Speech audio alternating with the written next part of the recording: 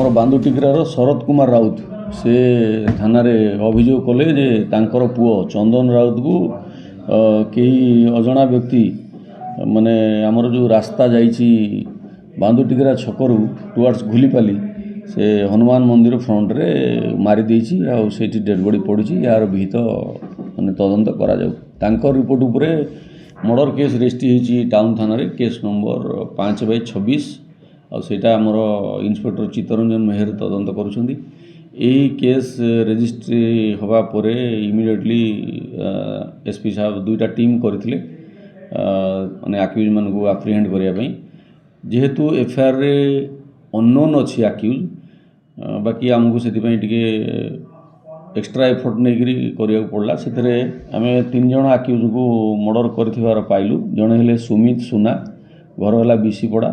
आ जणे हेले सुमन उर्मा तांको घर हला राउतपड़ा आ जणे अभिषेक पात्र तांको घर हला कोटापाली। तो ये 3 जण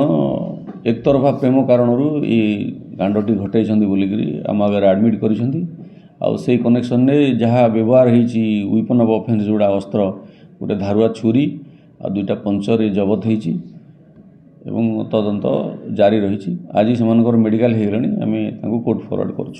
दफा तो केवल मर्डर केस ही लगी जोटा 103 हो जाइए 1031 BNS रे नुआ जोटा आगु 302 थिला आउ 35 लगी जेहेतु आसामी अच्छी मोर देन 1 एथरे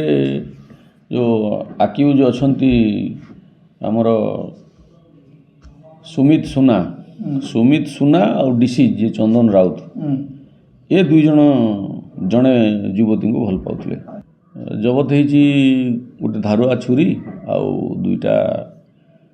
पंचर जोटा फाइटर भी बोली कहउछंदी आउ मोबाइल जो थे से डकाडकी होकर व्यवहार करथिले आउ कार जो थे कि से एस्केप करथिले। हाँ सुमित आउ जी डीसी चंदन ये 2 जण गोटे झील को भल पाउले से कारण घटना घटी से आमे तांकर मोबाइल नंबर ट्रैकिंग करी से एस्केप करुले टुवर्ड्स छत्तीसगढ़ जिते आम से बाटरू गिरफ कर।